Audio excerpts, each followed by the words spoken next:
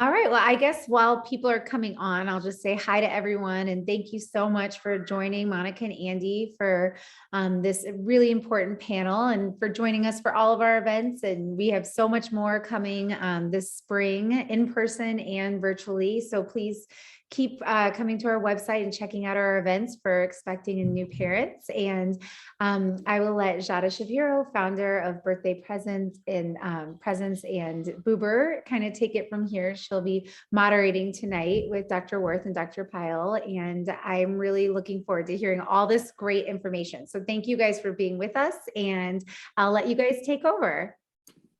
Great. Well, thank you so much for having us, Monica and Andy, and welcome to everybody. My name is Jada Shapiro. I'm the founder of Boober, which is a platform where expectant parents and new families can find all of their classes and pregnancy to postpartum on-demand care providers like birth doulas, postpartum doulas, lactation consultants, mental health therapists, and much more. I've been a longtime birth postpartum doula, mother, stepmother, going through all of this with all of you with lots of kiddos in school and all of the things, and working with lots of pregnant people and new parents. So we're happy to be here tonight. I'm excited to have Dr. Jacqueline Worth and Dr. Payal Adhikari. Dr. Jacqueline Worth is an OBGYN and Dr. Payal Adhikari is a pediatrician. And I'm going to actually allow both of you, I would love you to just introduce yourselves a little bit. Let's tell the audience who you are and what brought you to this work. And we've, all the three of us, have been getting together and having these talks with the Monica and Andy audience, unfortunately or fortunately, for 2 years, but it feels like we're in another place with it. So I'm glad to be able to be here and provide information. So Dr. Worth, why don't you go ahead and introduce yourself?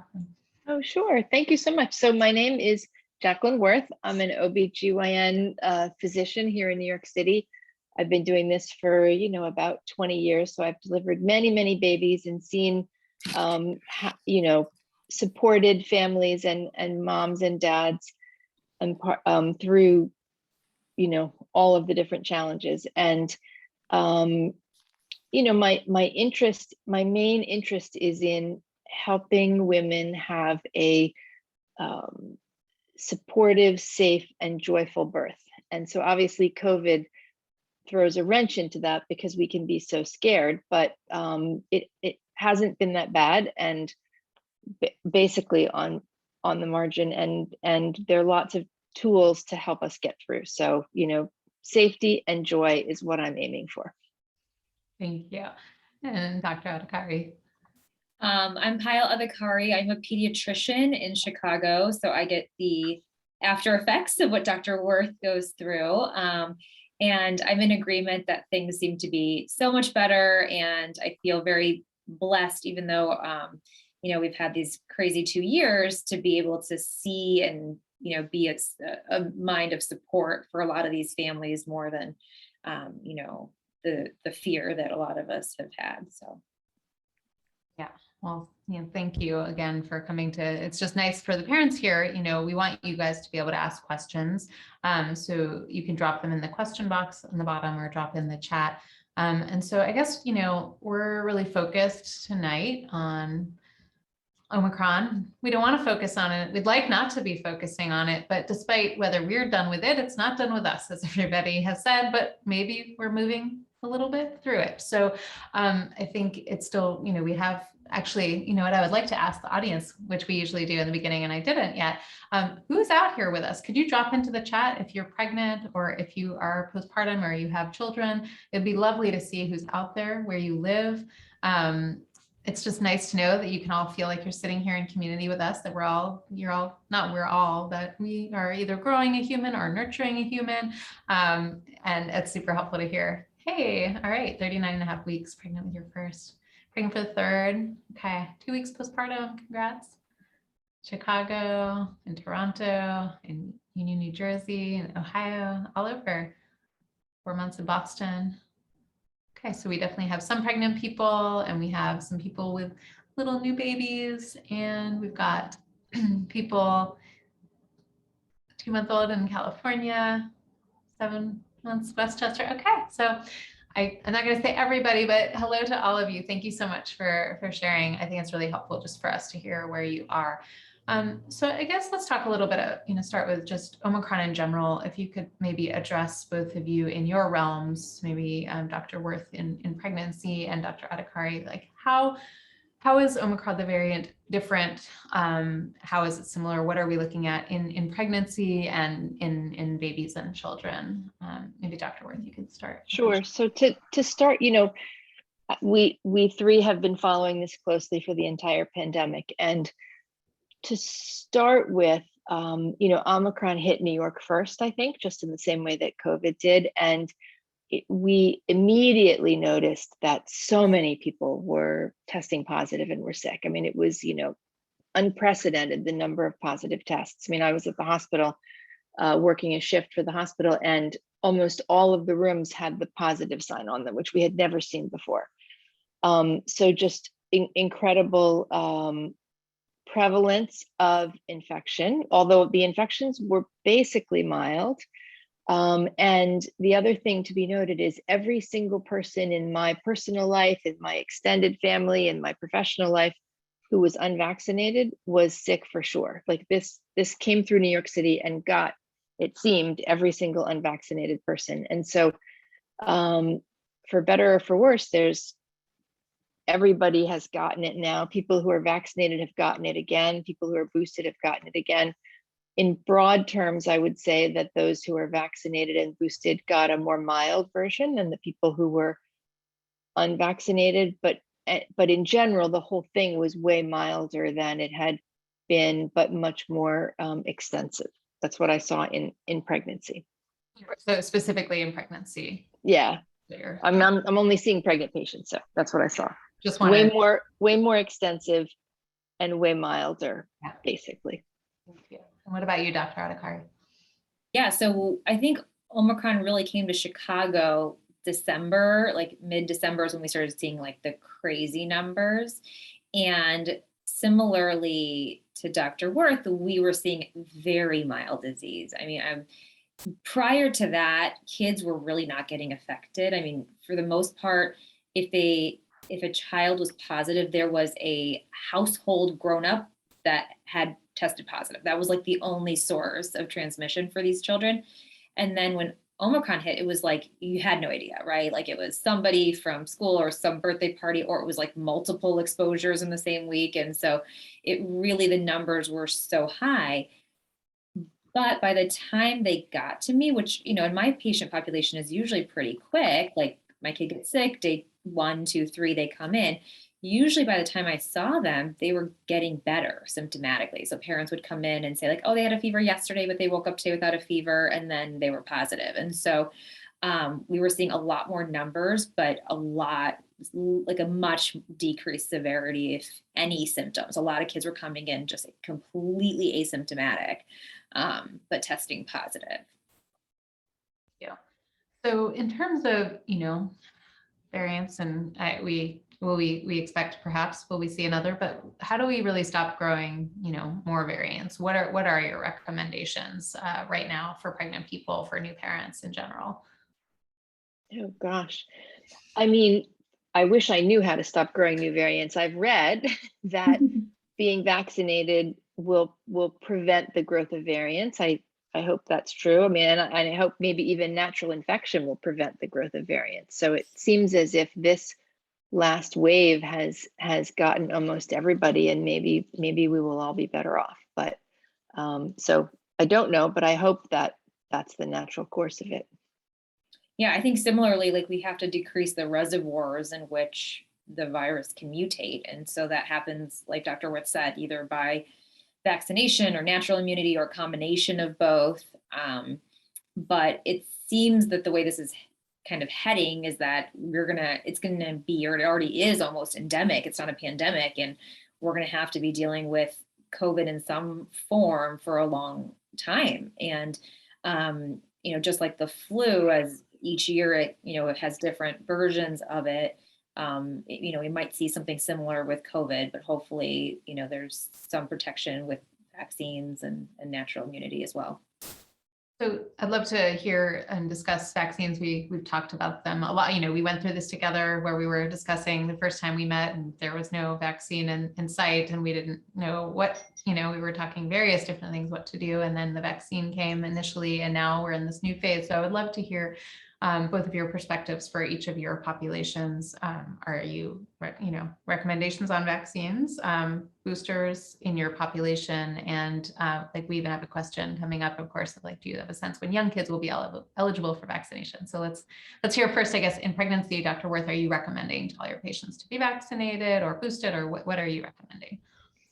So in pregnancy, it's pretty clear. I mean, to be vaccinated, double vaccinated and then now boosted is what's recommended. And, from time to time, I had suggested that patients maybe not be boosted in the first, 10 weeks of pregnancy, because sometimes you get a high fever, but actually the data doesn't support that. The data is saying that you should be boosted or vaccinated as soon as possible, regardless of your stage of pregnancy. So I've stopped recommending that and just tell patients to be vaccinated and boosted. We certainly have patients who are declining. People are frightened and they don't want to do it.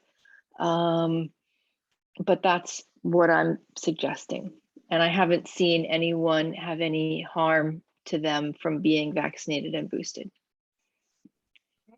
Yep. And Dr. Adhikari? Yeah, same thing. I mean, we support science, and if you're eligible for a vaccine, we highly recommend it. If you're eligible for a booster, I highly recommend it. I know one of the questions that came in prior to this talk was about, are we seeing any like significant side effects of the vaccine in children? And I will say the vast majority of my patients are vaccinated. I'm so fortunate to live where I do.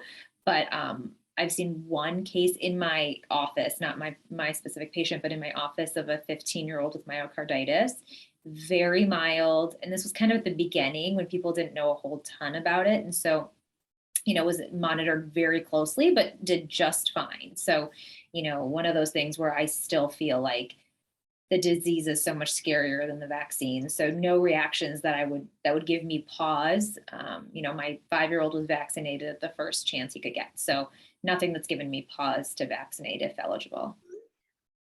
Do you have a sense of when, we have a lot of questions here from before and coming in about, when might we see a vaccine for under 5s or for babies, especially the 6 months plus question, 3 months old? Yeah.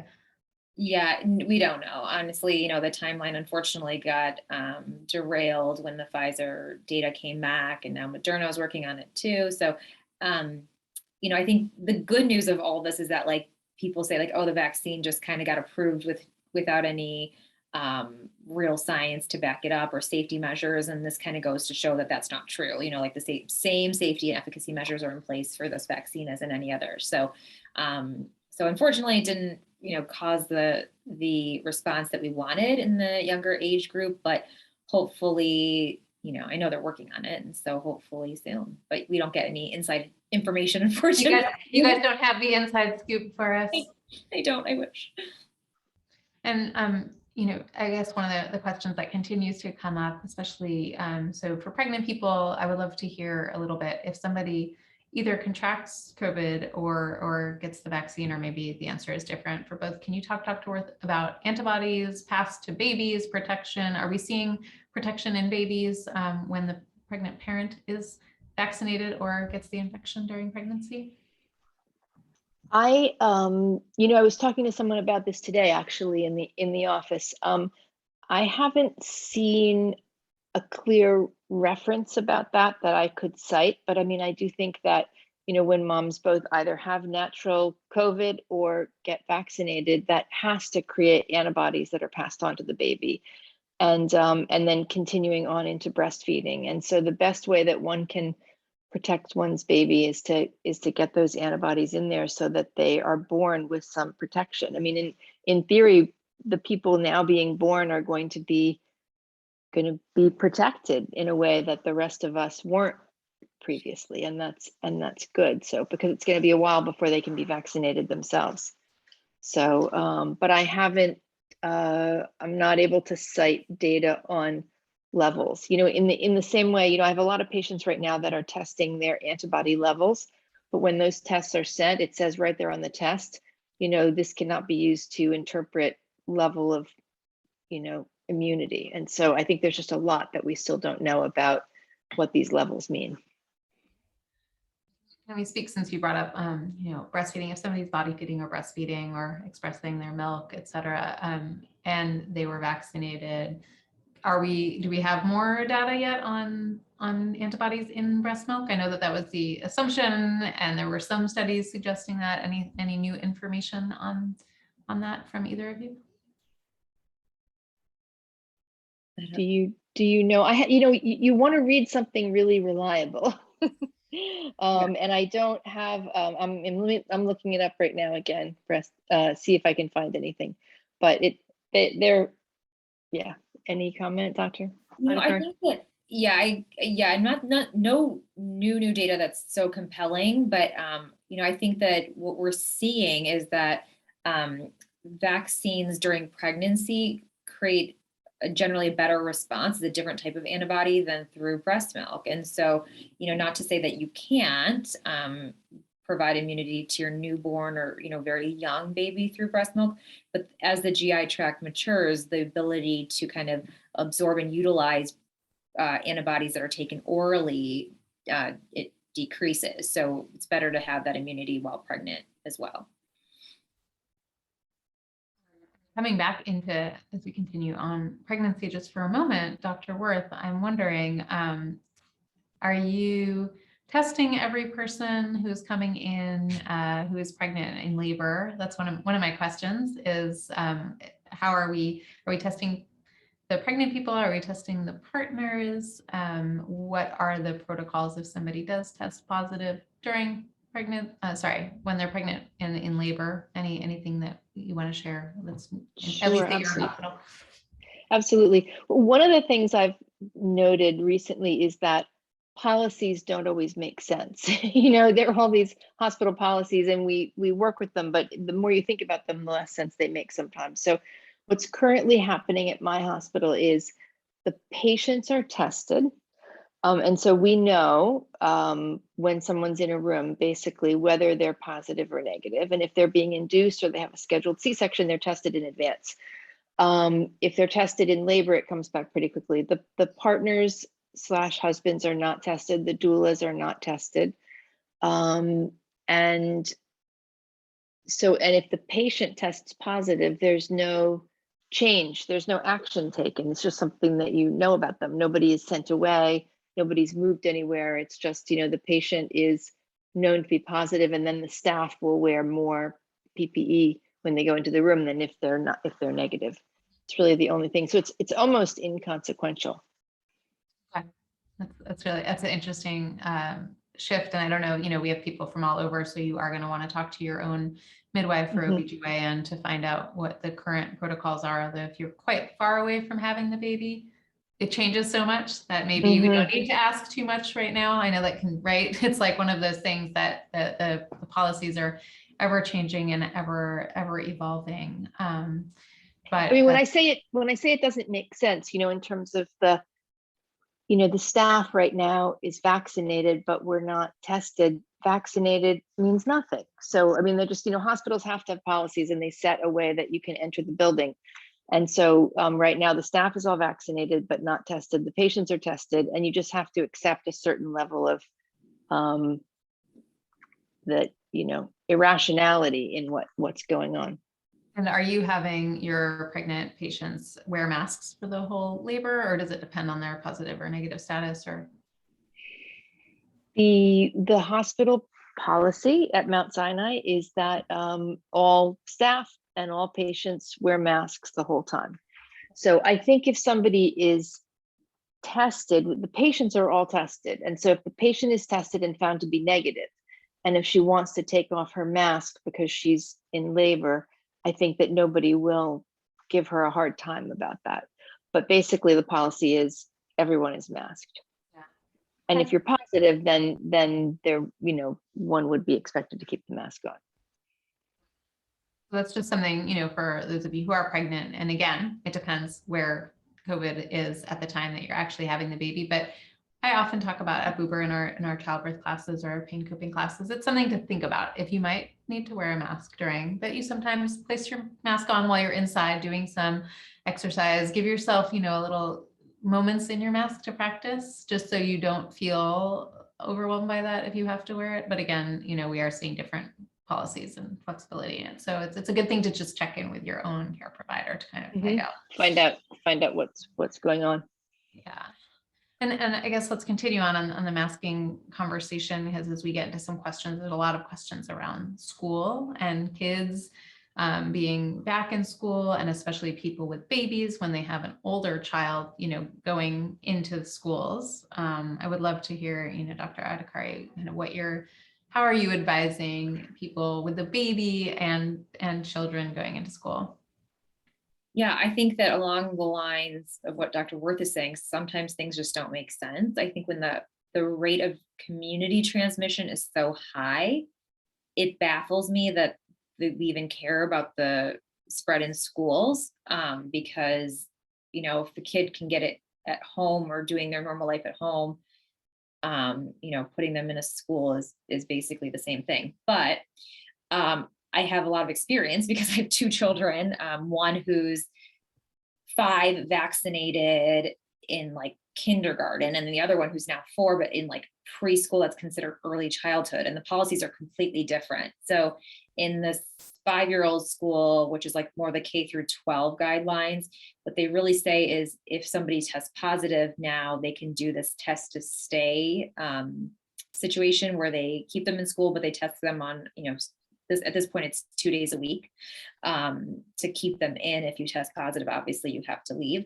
My daughter's school, there was a teacher vaccinated who tested positive, asymptomatic, was in the room for 20 minutes, and every classroom that she touched shut down for 10 days. So it's like really hard to know. And, my question is, now she's home with me, or she had to come to work with me because I have, childcare for her. And then it's like, well, then what are the risks of her getting COVID at my office? So, I think that we just have to be flexible. That's kind of my word of 2021 and 2022, is just to be flexible. But I think, sorry, let me answer the question. I'm just babbling. So the early childhood theory is that because the kids are more in each other's faces, not necessarily wearing masks appropriately, and unvaccinated, that's kind of like the trifecta of why they're at higher risk and need this mandatory 10-day period. That's IDPH in Illinois Department of Public Health, and then CDPH is following those guidelines. That being said, I know many daycares in my area that absolutely do not follow that. So, I think there are suggestions, but private institutions kind of do what they want to do. Yeah. Interesting, because I have, my daughter's 14 and then 3 stepdaughters, 11 to 16, so all in different schools and environments. And I was definitely really nervous about sending my daughter back to school because we came through the winter break and it was like the height of Omicron in New York City. And I was definitely on the more conservative side of pulling her out of school much earlier in the early wave, but, also seeing the effects of not being in real life school and how much she wanted to be in school and be there and all. And now it's been really interesting because they are completely masked all through school. They have every window open, and they don't eat inside, even when it's 30 degrees out. They all go outside to eat. And, she does there's a close contact email that comes practically every day, but she, lots of kids aren't getting it either. It's like it doesn't seem to be, it's really interesting. It doesn't seem to be spreading so much in the school, and at least at her school, they are following really rigid masks and masking rules. So it's interesting. And I know that everybody doesn't have that, but if you have an older child coming home, because that's the question, like somebody wrote, how worried should I be for my baby with older siblings in school? So can you talk a little bit about, like, let's say they're coming home, like what should a protocol be? How should, they're part of the family, like what is the expectation? What should they do when they get home from school? Yeah, this is such a great question. And I like to frame it in the sense of, to me, it's more about the mental health and the stress level of the family and the child. I don't think it's fair to these kids to make them feel like they are, a petri dish or a risk to their siblings in any way. At this point, because Omicron seems to be super mild, I tell families just to like live your life, and the kid, their baby, whether they get Omicron COVID or the flu or any other virus, there's always a chance when you have a child in school bringing home something to a baby. So, I don't think anyone needs to be losing sleep over it or anything like that. And, in the same token, 2 weeks ago, I had a family with a 6-month-old, a 3-year-old, and a 5-year-old. The 5-year-old got tested to go back to school and was asymptomatic positive. And the mom said she thinks it kind of started with the 6-monther. And so it's like, we just don't really know. And she was like, he had a runny nose for 1 day, 6 days ago. So so something you wouldn't even notice. And so it's just, I don't think it's worth us stressing about anymore. I think as long as you're healthy, otherwise healthy, that, we can just sort of like let the kids go to school and come back, wash their hands, do all that, but nothing that we need to really, really lose our minds about. So on that note, just in general, as we get into newborns and visiting, because that's a big issue, right? So even maybe some of you have older children, and that is one of the questions, and some of you don't. So what is the standard? What are you recommending now in terms of grandparents, friends, people coming over to visit when there is a new baby? What should they be masked? Should they be washing their hands? All of that. Yeah. So my advice is the same as it was pre-COVID. So with newborns, you always want to be extra cautious because any virus, any infection that causes a fever will automatically land you in the hospital for a workup, but also is just a higher risk for babies to develop severe illness. So I think that masking around newborns should be like the new default in sort of taking care of them and bubbling them, creating a bubble around them, even when, Omicron and COVID kind of dissolve. But beyond that, I think, we can use our common sense in terms of keeping sick people away. I would keep unvaccinated people away, but, having people wash their hands and stuff as much as possible. And then, backing up, I guess, a little into pregnancy again, because we have a few more pregnancy questions that have come in terms of if you are vaccinated or not, I guess different options, visiting with unvaccinated individuals, masking for pregnant people. What in general are you recommending to your patients, Dr. Worth? That's a good question. Because my patients have actually recommended it to themselves. I mean, what I've found is that my patients are incredibly sheltered. They tell me, hey, Dr. Worth, this is the only place I go when I come to see you in the office, and that's it. I'm not doing anything else. So at least here in New York City, the patients that I'm seeing have taken that bubble and put it around themselves. And they don't even ask me those questions. They've just gone ahead and done it. So I haven't thought about it in that way, actually. And they're not visiting with anybody. They're certainly not visiting with unvaccinated people. They're not going out to eat. They're not going to restaurants. They're just protecting themselves during this 9-month period so they have as little exposure as possible. I think maybe it doesn't have to be quite so extreme, but that's what I'm seeing from almost everybody. Right. And actually somebody here asked us, Lauren is asking, what are some of the dangers of getting infected with COVID while pregnant?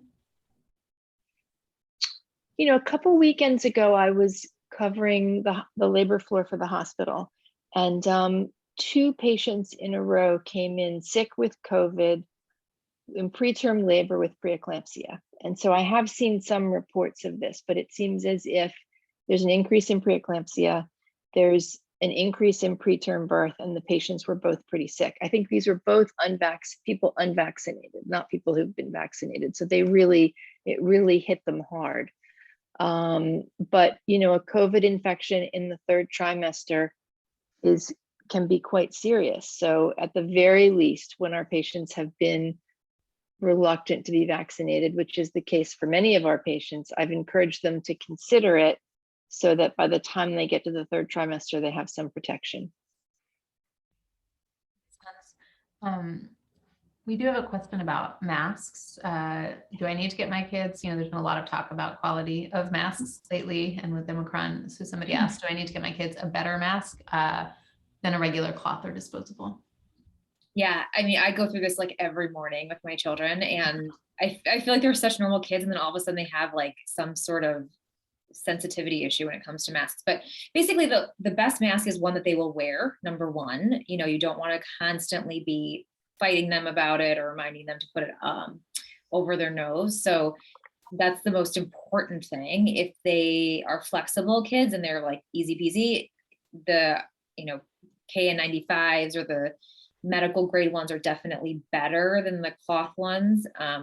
I see cloth ones that are starting to really stretch out. Like my son had these awesome ones from Costco that are now like really stretching out. So they have to be well fitted as much as possible. And if you can get medical grade and your kids can tolerate even the N95s or the K95s, ideal. But the bottom line is pick a mask that they'll actually wear. So you can, it's not the fight that I would fight every day. We also have a question about if a child is exposed to a positive case, how long should we monitor them for symptoms? What are we looking out for? How often are we testing? I actually don't know. I want to shift into some questions around testing, but that's a good way to start in there. It really depends. There's so many variables with that question. The age of the child, the proximity to the exposure, the length of the exposure, all that. For the way it works in our community now is, if you're vaccinated and you have an exposure, you're technically not needing to isolate at this point because you're vaccinated. That being said, if it was someone in my home, so like if I had, God forbid, if I got COVID and my 5-year-old was around me, I wouldn't feel comfortable sending him to school because I just know that the rates of transmission are so high, even within vaccinated populations. So personally, I wouldn't. But I think it's supposed to be like 10 days that you really monitor for symptoms with, multiple tests in between. Day 5 to 7 is when you should get, a PCR test to really make sure sooner if they're symptomatic. With the unvaccinated children, it's back to the 10 days. So like they get exposed. If it's a close exposure, it's like automatic 10 days of isolation. Somebody's asking, she wasn't sure if she missed it. So just a little more on visitors. I know we talked a little bit, but, and she's worried about what to tell grandparents. So maybe we could kind of put it in a nice, I'm sure Dr. Adhikari, you're probably like having this, you probably have a spiel about this is like kind of, but in general, I wanted to add in with the visitor question, testing protocols, like what's the discussion people should have with their potential, grandparents. And this goes same, we match people to postpartum doulas who are coming in to help overnight or during the day, right? And I'm always encouraging people to not wait until the first day of a visit anyway, to have all these discussions, right? This is a really good time. And Laura, you're asking now, like, what should I tell who will likely be the only visitors? So what are some things we can chat about with our potential future visitors, what we'll expect from them? Yeah. So I think you're absolutely right. Like having that discussion early, making sure people are comfortable with each other's plans is a good idea. I know before the holidays, a lot of this, these experts were saying, you can get together for the holidays. You should do a rapid test before if you can. What we were seeing in the hospital or in the office is people who we knew had COVID, like a coworker of mine who was symptomatic, whose husband was testing positive for COVID, and she just was not testing positive. It was like negative, and then day 3 was positive. And I had multiple patients like this. I don't know if you saw anything like this, Dr. Worth, where you're like, I know you have COVID. I know it's COVID, right? You know it. And then it's still testing negative. And so to have these people, and then you're like, all of a sudden, okay, I have this, I don't have COVID, it's a cold, but it's COVID. So then that made me feel a little less comfortable with all these rapid tests affecting behavior. Like it's one thing if you're gonna do rapid tests for your own knowledge, but then to say, I'm rapid test negative, therefore I can do XYZ, didn't make me feel as comfortable. So, I think that it's almost like more mental than anything else. If you're symptomatic, I would at this point assume that it's COVID. I'm not seeing a whole lot of anything else. Like if you're symptomatic and even if you test negative, I would be very, very assume it's COVID. We have a cliche in medicine, treat the patient, not the test. And so we've always known that, you can't, if the test disagrees with your clinical suspicion is probably right. And I think that's hard for patients. They don't understand that these tests are not always accurate, or there can be a delay in the eventually those patients turn positive, but it's, I completely agree with you. There are people that are positive. Finally, it turns positive, but there is a couple days of negative testing. Mhm. And I think it's challenging, over the holidays too. My daughter went to her dad's family for a gathering and they all tested and all of that, right? And I wasn't there, but I insisted. I was like, you have to wear a mask while you're hanging out, even though everybody's taking this test. I wanted her to wear a mask. I know everybody else wasn't going to or would agree with that. We had our own discussion, but the community spread was so high at that point. It just felt, for me as a parent, I was like, I at least put it out there. I can't force anything, and I wasn't there, right? But she chose to and did wear a mask the whole time. 3 days later, after she got home, we found out that the one person there who was not vaccinated, who was 4, so couldn't be, who had no symptoms the whole time, but turned out to be positive. And so for me, having made that decision felt like the right decision. My daughter didn't end up testing positive, despite being exposed in that way. And I think, you all have to decide when you're having a baby, what feels comfortable for you. I know plenty of people who will be comfortable with take the rapid test and will, I'm not going to wear a mask the whole time, and that's fine. And that's where you are at. But if you personally do feel like I want to wear a mask, and I want my visitor to wear a mask, that's okay.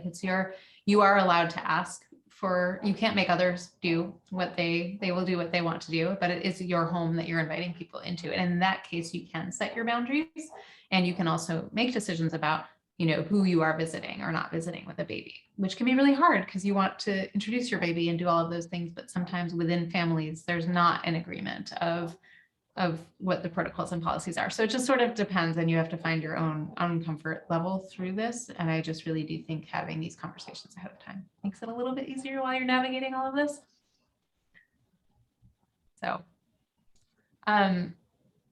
So in terms of, there was a question from Instagram actually, is there any more on increased risk for type 2 diabetes in kids following a COVID diagnosis? I'm not sure if I'm reading the question right. It's not quite the...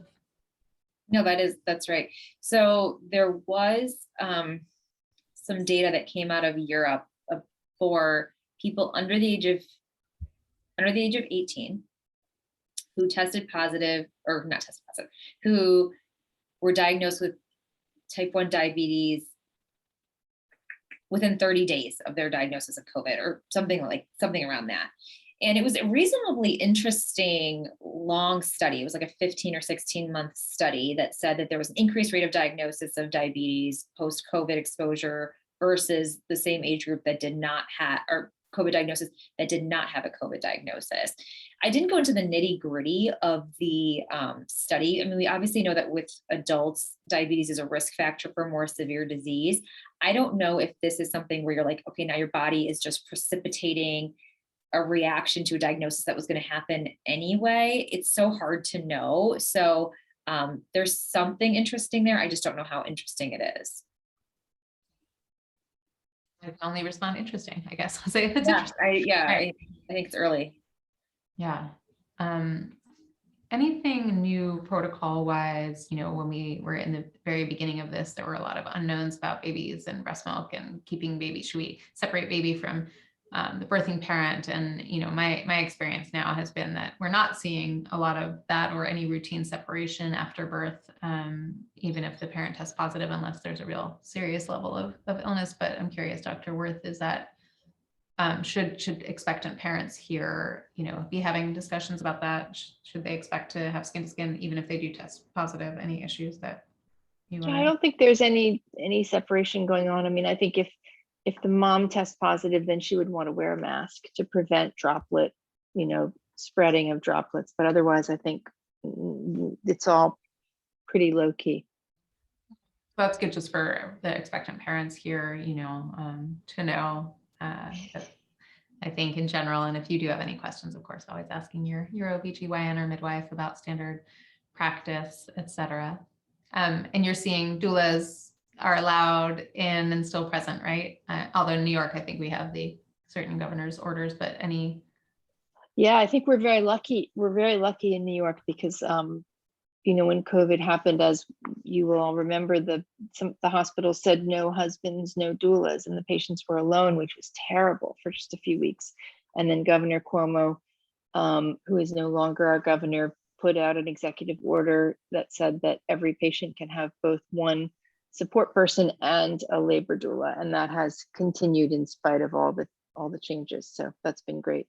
And the doulas are no longer tested, and that's been really important. So for those of you who are thinking about using doula care, if doula care is not allowed in your particular hospital, and I am hearing different things in various states, do know that we can help you find a virtual doula if that's something that kind of support. And I know, Dr. Worth, you worked with lots of virtual doulas through the pandemic. Yeah, I mean, it was a necessary adjustment at that time, but certainly there's no comparison between a virtual doula and a live doula. Doulaing is a job that needs to be done in person. And so I'm so grateful that that's, now possible.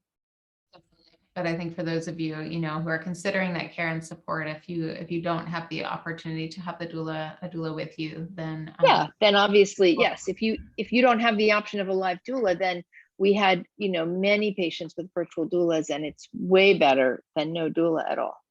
Yeah, definitely. And it's also a more affordable way to access doula care if you decide, that you do want some support and it's not being allowed. Otherwise, I agree. I would go in person if one can, for sure. So in terms of, just thinking if there, we have a question here.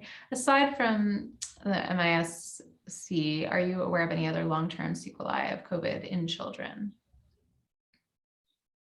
Long-term, I don't know, but I am here, I just anecdotally, I keep hearing about, are these kids at risk for long COVID the same way grownups are? So increased fatigue and, and that sort of stuff. It's just too early for us to know. And again, the numbers of kids with Omicron or with COVID really didn't start to increase until the last few months. So, with having this much higher number of cases, we'll learn if there is some other risk factor for long-term effects. So we have, there's a few questions I'm seeing in the Q&A box. Sorry, let me grab those for you, everybody. At what age can you remove the bubble around the baby? The bubble in quotes. So when the bubble to me is when a fever would cause a trip to the ER. That's to me, that is where the endpoint is. And that is when the first set of vaccines is given to the baby, which is around 2 months of age. After that, I say give it a week for the vaccines to really kick in. And then I feel much safer about that baby being exposed and getting, a virus here and there should be fine. So it's kind of around 9 weeks. Yeah. So a week after they get those 2 month vaccines. Yeah. And depending on, right. Okay. Yeah. And what about, we have somebody asking, is it safe to travel on an airplane when pregnant? What are your current thoughts about that, Dr. Worth? So I have some medical grade N95 masks, and when our patients are going to travel on an airplane, I give them one of them. I talk about eye shields. I mean, I think that you're in an enclosed environment with people that could have COVID. In fact, I was talking to someone, this was not one of my patients, but it was a true story, someone who had gone to Mexico and had tested positive in Mexico and then paid to have a negative test so that she could return on the airplane. And so you're just you really don't know people sitting next to you, whether they're positive or negative, and it's very close quarters. So I think just be aware that you really don't know who's there with you, and that this is very, very contagious, and take steps to protect yourself. So how long after someone tests positive right now can they resume visiting other people? If you could kind of review what the guidelines are on that. Resume visiting other people? Yeah, I guess that's how long after someone tests positive can they resume visiting other people? So I guess essentially when are they allowed to go back? I guess when does the quarantine period end? Somewhere between day 5 and day 7. Day 5 if you have no symptoms. Day 7 if I think it's 5 to 7 days. Yeah, I think it's so confusing, which is frustrating. It's confusing. But I think that the whole 5-day thing came about because there were people who couldn't not go back to work, healthcare workers, I think was the number one. We just needed people back to work, but it was saying at day 5, you could come back, but from day 5, assuming that you were no fever, your symptoms were improving, or you were asymptomatic. But then from day 5 to 10, you were supposed to be masked all the time, like no eating around coworkers, like that sort of stuff. So I think that's where the 5-day thing came in. I mean, we're seeing people kind of just take that as like, oh, it's 5 days, I can go back to my normal life, even if that means like I'm not essential or I don't have to be in the office. I think I would still recommend, if you can, to stay home for the full day, for the full 10 days if you could. And if not, then just wear a mask, Somebody has a question. Is there any updated data about if Omicron is peaking? I planned an outdoor baby shower for February 5th pre the surge, and I've been hoping that things are trending down and will be lower at that point. What do you guys think? What are you hearing? What are you seeing? They're definitely peaking in New York City. I mean, the cases are way down here. And you can also tell, a couple weeks ago, it just was everywhere. And now it's just not around anymore. So, I mean, obviously that's, it's not completely not around, but it's definitely on the way down. I 100%, and in Chicago too. I mean, the way my office was a week and a half ago is way different than it was this week, which is crazy. It can turn so quickly. I think the hard part about interpreting numbers is that even though case numbers, like positive tests, could be at one place, it doesn't necessarily mean that the severity of the disease is reflected in that. So, we also need to definitely look at ICU numbers and deaths and hospitalizations, things like that, not in addition to like the actual positive case numbers. So I don't want people to get super scared if the cases are high. That doesn't mean that, that things are bad. Definitely feels, for what it's worth, right? Like for that minute there, it was like everybody, you just kept hearing, like this person's positive, this person's positive, Yeah. And it feels like that has really calmed down. I'm also happen to be in New York, just for people. So, if family wants to visit this is another question from our audience. If family wants to visit and needs to travel via air, what duration of time would you suggest that we let lapse prior to them visiting the infant? So they like quarantining when they get there. Yeah, right. So they're flying to visit. Am I letting them right in? Am I having, what's the plan these days? I know we were pretty extreme about it early on. Where are we now? I mean, I think that there's no right or wrong answer at that point, and we've kind of alluded to like, if they have a negative test, is that enough? I don't think there's really a great answer to it. And if you were like, you wanted to keep your bubble 100% intact, I would say let them quarantine for 5 to 10 days and take a negative test and then come over. Yeah, Rachel, sorry. It's such a hard one. It's like a really good one to start having that conversation, right? And just think about like, oh, would they come? You can still potentially, even if you're not comfortable with them coming in right away, you can certainly see them outdoors with your baby in distance, but or depending test. I mean, it depends on their vaccine status too, for a lot of people, Sure. Right? What they feel comfortable with, or maybe it just involves them having heavy duty masking on. That might make you feel, more comfortable. So again, having that conversation. So any last things that you guys would like to say, about where we are, where we've been, where we're going? Hopefully we're not going to be talking about this anymore. I would love to get together with the two of you and we'll have a different conversation. A different conversation. Yeah. How many times do you think we said that? Is this our last one? I know. It feels so much better. Basically we've gotten used to this. We're managing it. We're coping with it. People are not dying. Thank God. They're, maybe they're a little bit sick, but basically it's a manageable condition that is, at least here in New York City, feels right now fading away. And so I think there's a lot of hope there. And we'll keep talking about it as long as anyone wants to talk about it. But it does feel way better than it did in the past. And so just, carry on. I love hearing Dr. Wirth say that, because it's like, I have the other, end of the spectrum, and I feel the exact same way. Before Christmas, I was convinced that the world was ending and we were all getting COVID, and then somehow we got through it. And it feels like today I saw a sick visit that was a diaper rash. And I hadn't seen that in so long. I was like, oh, I just wanted a diaper rash, or, something not COVID related. And so, but yeah, it's people I think are managing it really well. People's mental health seems to be in a better place. And that's what I'm really concerned about now, is I just want everybody to kind of take a deep breath. As long as we're vaccinated and we're, in areas with access to healthcare, we're going to be fine. And soon it will be spring. Yes. Yes. And I'm dropping in I wrote yours wrong. Let me just respell it.